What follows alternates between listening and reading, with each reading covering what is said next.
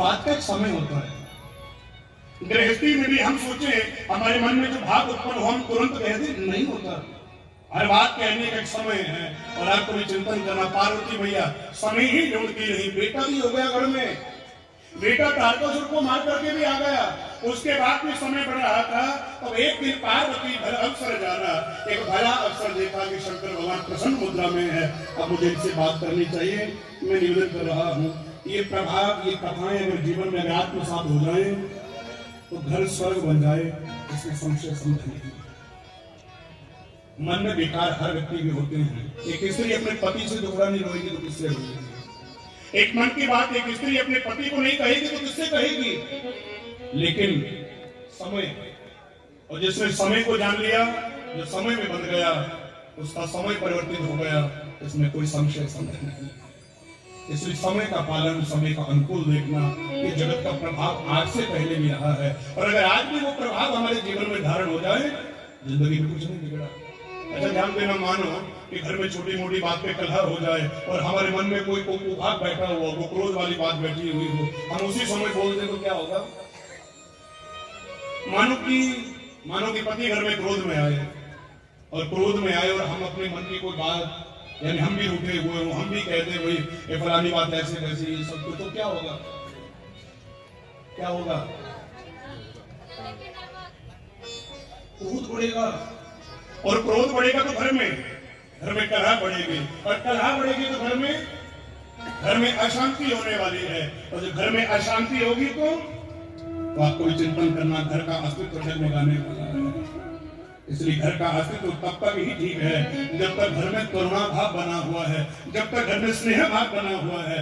आपके घर में कितना धन है, आपकी कितनी व्यवस्था प्रॉपर्टी है, आपके कितने घर मकान है, कोई महत्व नहीं रखता, लेकिन आपके घर में प्रेम कितना है ये बड़ा महत्व रखता है। आपके पास क्या है ये भौतिक का है, ये क्षण भंगुरती है, लेकिन ध्यान देना ये महत्व नहीं रखता, ये आपको सुख नहीं दे सकता। अगर हम सोचें कि वही हमारा धन हमें सुख देगा, नहीं देने वाला धन सुख, हमें हमारा सुख, हमारा स्नेह, हमारा प्रेम, हमारा व्यवहार ही देने वाला है। इसलिए निवेदन कर रहा हूं, हमारी सत्ता, हमारा समाज, हमारा वैभव, हमारा धन, हमारी प्रॉपर्टी हमें लगे कि उससे सुख मिलेगा, नहीं, वो क्षण भंगुर का भौतिक है। आज हमारे नाम है, कल को बच्चों के नाम हो जाएगा। और अगर यूं ही तो आपको भी सोचे भाई मरने के बाद पहले यही देखा जाएगा, पहले कागज देखो कितने कौन कौन सी प्रॉपर्टी कहाँ है और जाकर के जो, अच्छा क्षमा करना, लेकिन ये रीति है जगत की। और ये रीति कैसी रही है, कहीं ना कहीं वही जिस पिता ने बच्चे को नाम दिया वही जाकर के वो फाइल देकर के पापा का नाम हटा करके मेरा लिखो।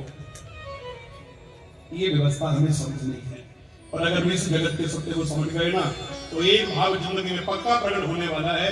यह जिम्मेदारियां हैं जिसका हम निर्वहन कर रहे हैं और हमें जिम्मेदारियों का निर्वहन करना है।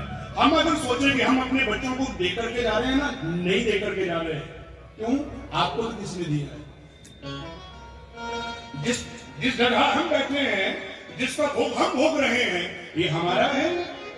अरे हमारे लिए भी किसी ने किया था, हमारे भी कोई पिता थे, उन्होंने हमारे लिए धन कमाया, उन्होंने हमारी व्यवस्था देखी, उन्होंने हमारी जिम्मेदारियां निभाई, उन्होंने हमारी भी जिंदगी में सुखों के हर प्रकार के कार्य किए। और हम अगर सोचें कि वही हम अपने बच्चों के लिए कर रहे हैं तो नहीं, हम जिम्मेदारियां निभा रहे। और मैं अगर यूं कहूं तो कहीं ना कहीं नौकर बनकर के आए थे और कमा करके नौकर बनकर के हवेली छोड़ करके चले गए। ये जिंदगी की वास्तविकता है। इसीलिए फिर निवेदन कर रहा हूं, प्रेम स्वभाव नहीं है, बुद्धि नहीं है। माता ने भी देखा, स्वभाव अच्छा है, बात कर लेनी चाहिए, पास जाकर प्रणाम करके कहा प्रभु क्षमा करना। लेकिन एक जिज्ञासा है मन में, अगर आप कहो तो मैं कुछ बोलूं भाई, अगर आपकी आज्ञा हो तो मैं कुछ कहूं। शंकर जी ने कहा देखिए बिल्कुल कहो। तो पार्वती मैया ने कहा विषय पुराना है, शरीर नया मिला है। विषय जिज्ञासा आज, हाँ पहले संशय था, आज संशय जिज्ञासा में बदल चुका है। विषय बड़ा पुराना है, शरीर नया मिला है। प्रणाम करके कहा मैं आज भी वही विषय आपसे जानना चाहती हूँ। जिज्ञासा बस मेरे मन में भाव उत्पन्न हुआ। आपने कहा था कि वो जगदीश्वर नारायण ही राम बन करके धरती पर उतर करके आए हैं।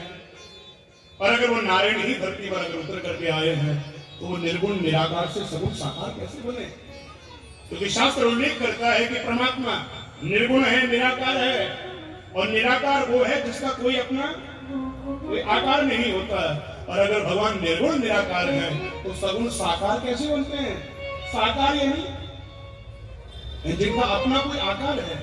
अब भगवान निर्गुण निराकार से सगुण साकार कैसे बनते हैं? और अगर वो निर्गुण निराकार से सगुण साकार बनकर के आते हैं तो फिर उनके जीवन में हुए कार्यों को, उनकी लीलाओं को मेरे साथ वर्णन करिए। मैं राम कथा का पान करना चाहती हूँ, मैं श्रवण करना चाहती हूँ कि वो राम माता कौशल्या के गर्भ से जन्म कैसे लेते हैं, उनके धरती पर आने के क्या क्या कारण रहते हैं। और मैं यह भी जानना चाहती हूँ उनके विवाह के प्रसंग इत्यादि, उनका भरत के प्रति प्रेम इत्यादि, उनका वनवास इत्यादि, राक्षसों का संहार करना इत्यादि, वनवासों को काट करके पुनः करके राज्याभिषेक होना इत्यादि, ये सारे विषय मुझे जानने हैं।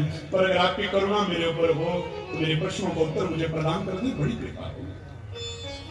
अच्छा, आपको भी चिंतन करना, हम भी इस विषय को समझें। भगवान निर्गुण निराकार से सगुण साकार बनकर के कैसे आते हैं, मैं इसको एक उदाहरण के माध्यम से कह रहा हूं। आप मुझे एक बात बताओ, जल निराकार है कि साकार है? जल, पानी, जल निराकार है कि साकार है? निराकार, साकार ही है। साकार सामने दिखता है। अच्छा, निराकार वाले आते हो 1 2 3 4 5 6 7 8 9 10 10। और साकार वाले आते हो? साकार वाले 1 2 3 4 5 तो साकार ही पे चलो 6 7 8। साकार वाले 5 6 7 8 9 10 11 12 13। कोई आकार नहीं जितने मिले। हाँ, साकार सामने दिखता ना। हाँ, मेरा कार तो दिखाई नहीं देता। अरे जिनके अनुसार निराकार साकार दोनों है वो हाथ उठाओ। 10 20 30 40 50 60 70 80 90 100। जरा ध्यान देना, जल निराकार ही है। अच्छा, जल निराकार है, जल का अपना कोई आकार नहीं है। अच्छा। और क्यों नहीं है, आपको भी चिंतन करना। नहीं, मैंने जल को सामने हवा में दिखाई उछालो, है। और कहीं ना कहीं हमारी अंजलि में और जल एक साकार रूप में था। हाँ। लेकिन हमने जब ऊपर फेंका तो मेरा कार। अब जब वो पुनः नीचे आकर के पहुंचा तो जल का कोई आकार रहा? जिस पात्र में जल को डाल दिया जाए वो वैसा ही आकार धारण कर लेता है।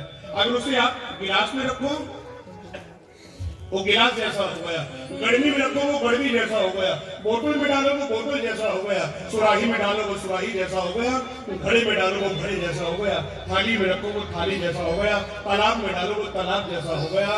लेकिन वही जल अगर आप किसी पात्र में रख करके फ्रिज में रख दो तो जल निराकार है, और जिस पात्र में डाला गया वैसा ही उसका आकार हो गया। गिलास में डाला गिलास जैसा, हम बोतल में डाला बोतल जैसा हो गया, थाली में रखा थाली जैसा हो गया, बड़े पात्र में डाला बड़े पात्र जैसा हो गया। लेकिन वो में डाल करके फ्रिज में रख दिया और वो एक बर्फ का एक टुकड़ा बन गया। वो साकार है कि निराकार है? अब उसका अपना आकार है। अब आप उसे पात्र से निकाल सकते हो, अपने हाथ में थाम सकते हो, उसे उछाल भी सकते हो। एक सीमित समय के लिए वह जल जो है वो साकार बन गया। जैसे पात्र में डाला उसने वैसा ही रूप धारण कर लिया। ठीक वैसे ही भगवान भी निर्गुण निराकार है, उनका अपना तो कोई आकार नहीं है। लेकिन हाँ, भक्त जब अपनी भावनाओं से भगवान को प्रसन्न करके धरा पर अवतरित होने के लिए भक्ति का सहारा जब लेते हैं तो वही भगवान कभी राम कभी कृष्ण कभी वामन कभी बराह कभी नरसिंह कभी हरिदेव कभी मत्स्य इत्यादि रूपों को धारण करके धरती पर साकार बन करके उतर करके आते हैं। सच्चिदानंद भगवान